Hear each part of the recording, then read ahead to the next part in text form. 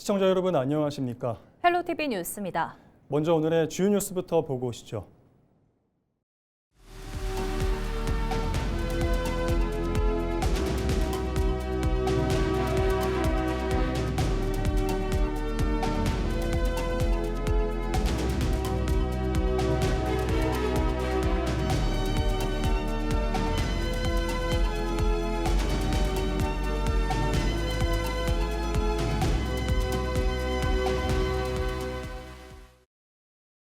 더불어민주당 김포시장 후보 경선 결선에서 이기영 전 경기도의원이 최종 승리하며 본선행 티켓을 거머쥐었습니다.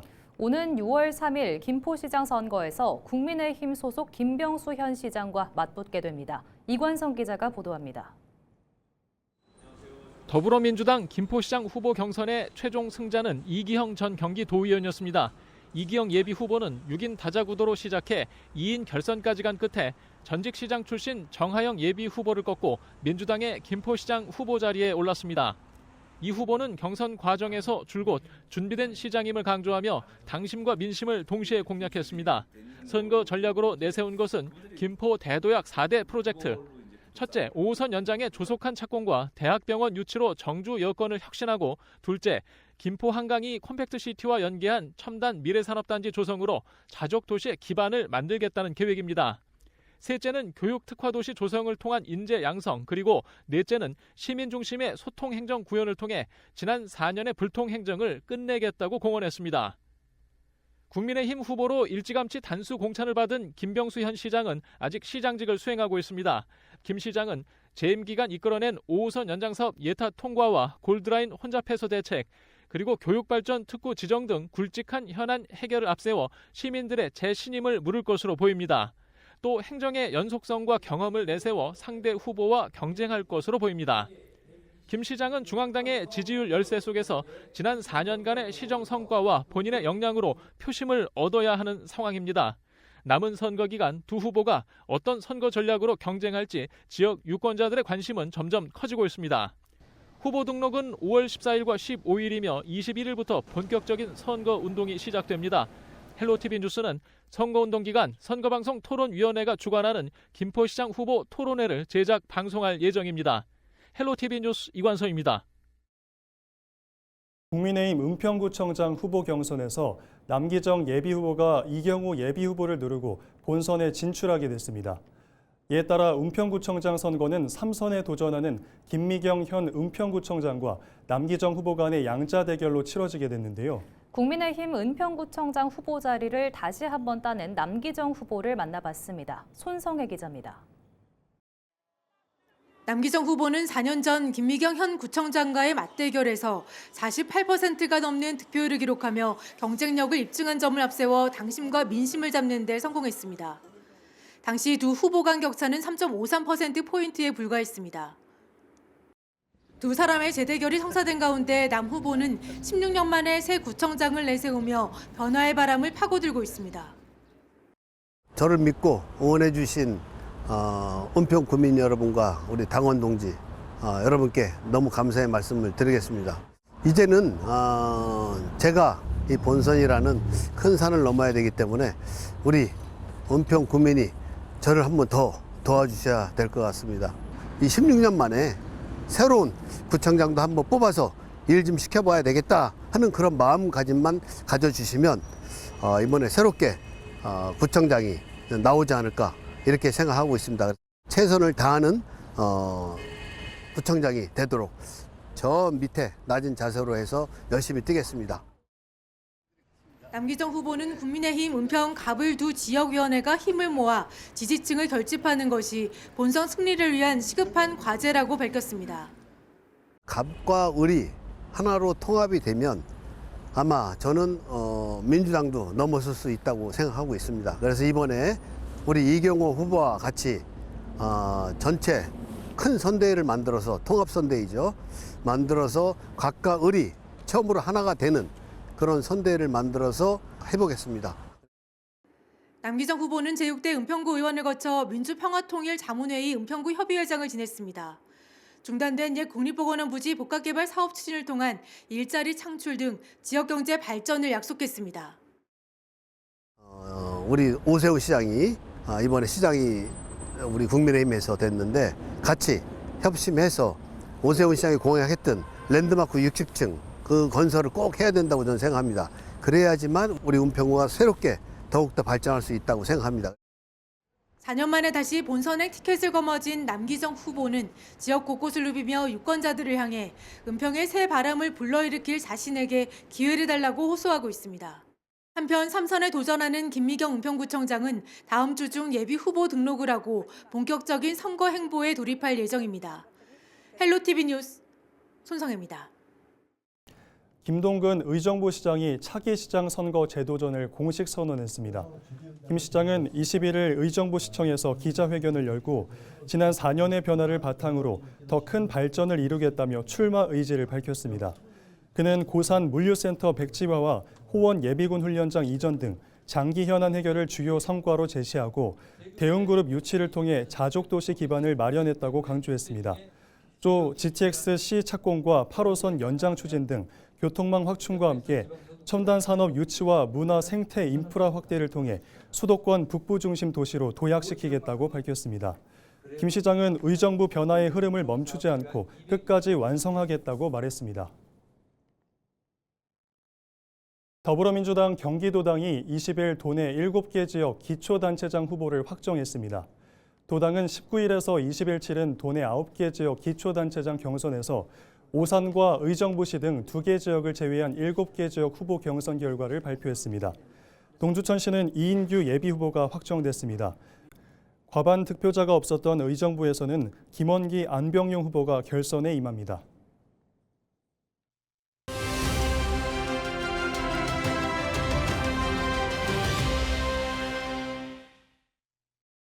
우리 지역 예비후보들을 만나보고 있습니다. 박형우 더불어민주당 계양구청장 예비후보가 4선에 도전합니다. 박 예비후보는 기업 유치를 통해 계양 테크노밸리를 제2의 판교 테크노밸리로 조성하겠다고 공약했는데요. 대장 홍대선 연장 등 광역철도망 확대도 반드시 실현시키겠다고 약속했습니다.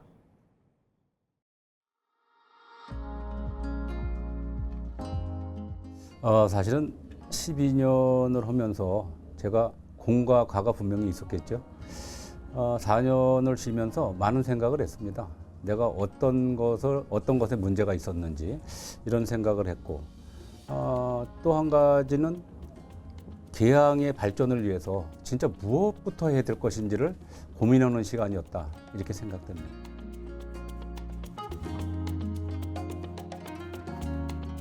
사실은 지금 테크노밸리가 시작은 했습니다만 지지부진합니다. 어차피 LH 공사에서 하고 있습니다만 그 안에 들어가는 기업을 어떤 기업을 유치할 것이냐. 사실은 우리가 아파트를 또 주거를 유치하기 위해서 테크노밸리를 유치한 것은 아니잖아요. 그래서 진짜 IT 기업이라든가 바이오 기업, 진짜 세계적인 기업을 좀 유치했으면 좋지 않을까. 그리고 이 기업을 유치하는데 청장과 또 국회의원들이 그 역할을 해줘야 됩니다. 또 중앙정부에서도 도와줘야 되고. 그래서 우리 테크노밸리를 제2의 판교 같은 그런 테크노밸리로 진짜 만들고 싶다는 생각을 갖고 있습니다.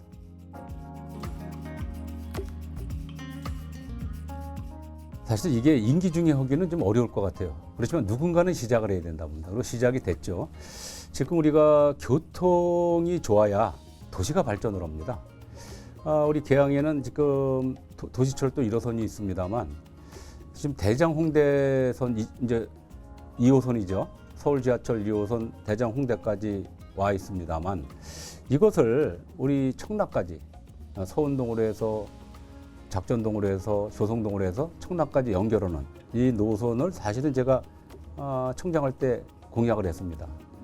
그것을 빨리 추진해야 된다는 생각이 들고요. 또 한 가지는 테크노밸리 안에 사실은 이 GTX-T Y자 노선 얘기가 지금 뭐 많이 나오고 있고 가시화돼 가고 있습니다. 이 부분도 우리가 빨리 추진해서 교통 체계가 잘 갖춰진 그런 도시로 좀 만들어야 되지 않나는 생각이 듭니다.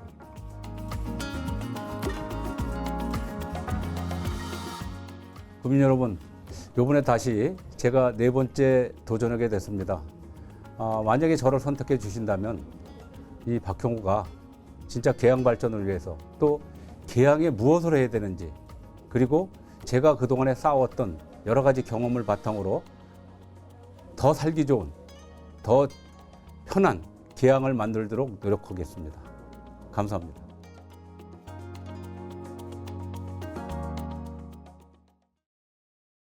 이번에는 경기 포천시장 선거에 출마하는 더불어민주당 박윤국 예비후보를 만나봅니다.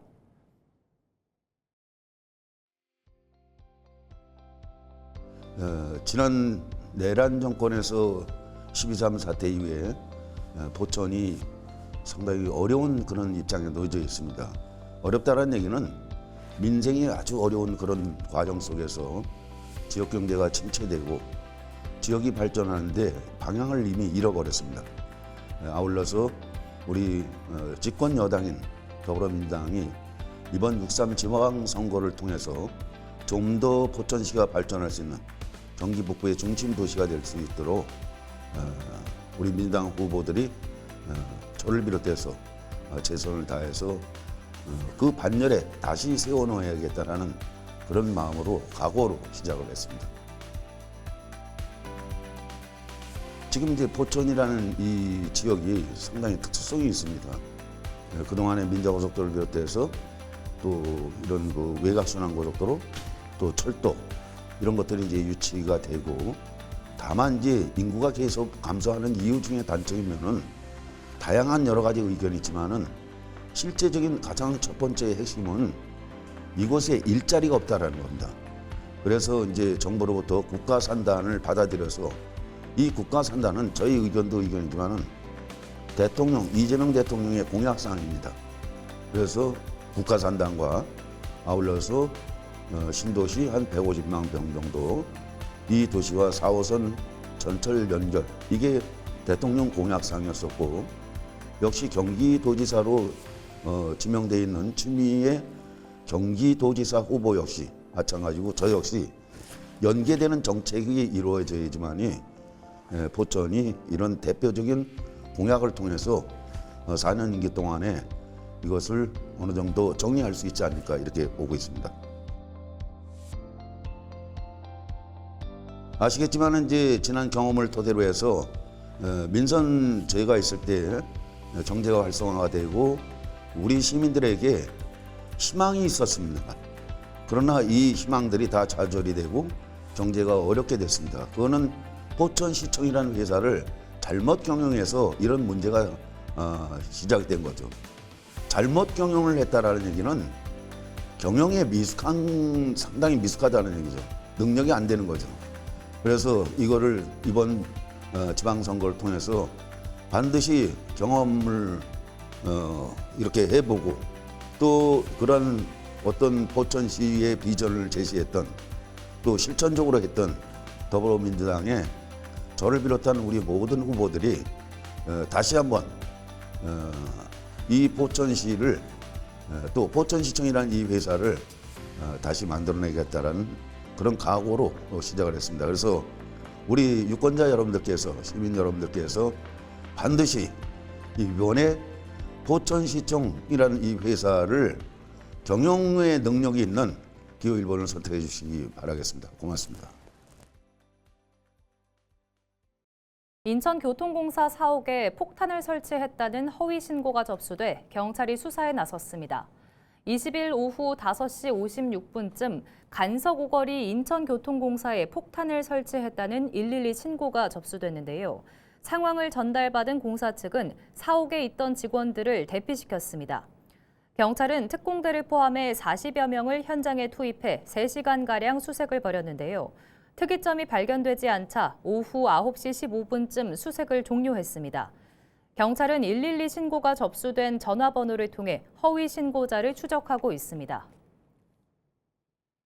인천 북부권 지역의 문화예술회관 건립이 사실상 무산됐습니다.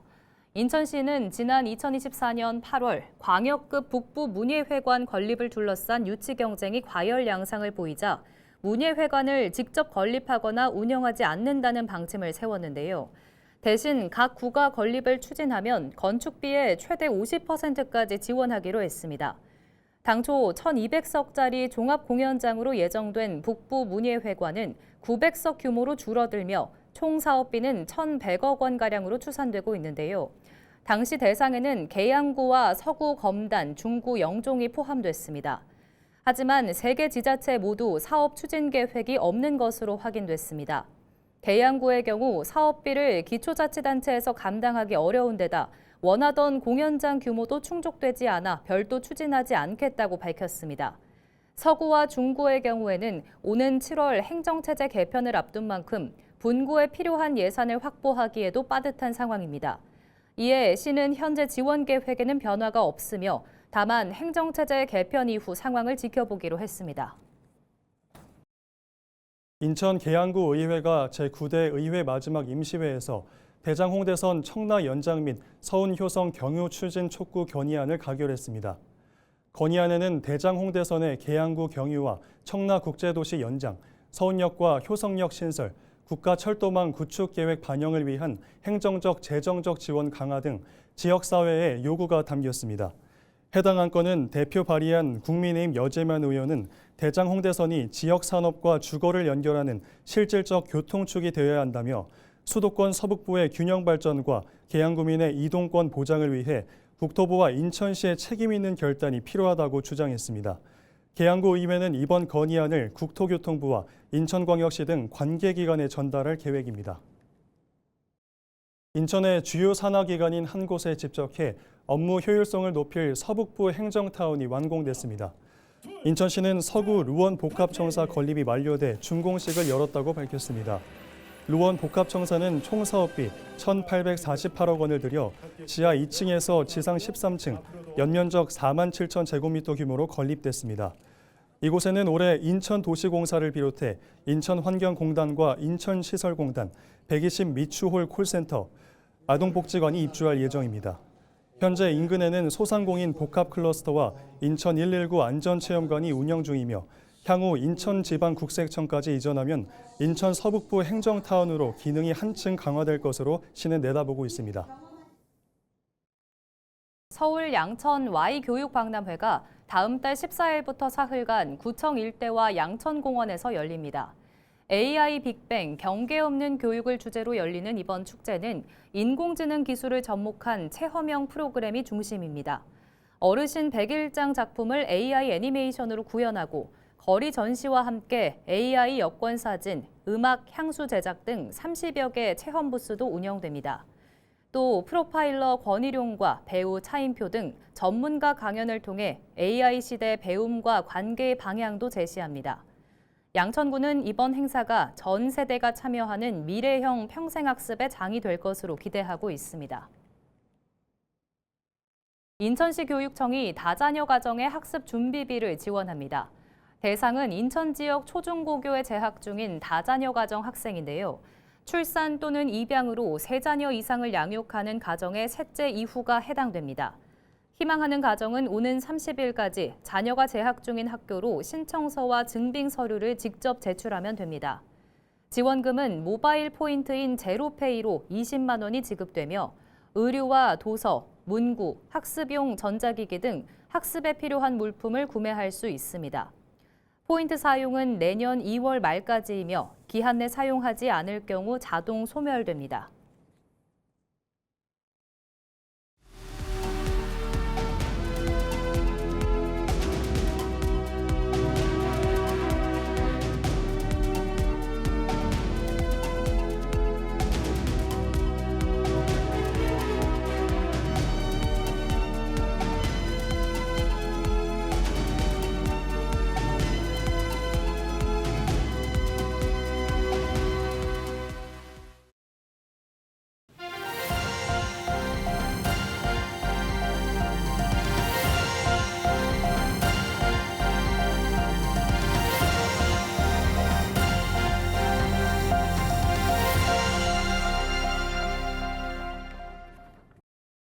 이상으로 뉴스를 마칩니다. 시청해주신 여러분 고맙습니다.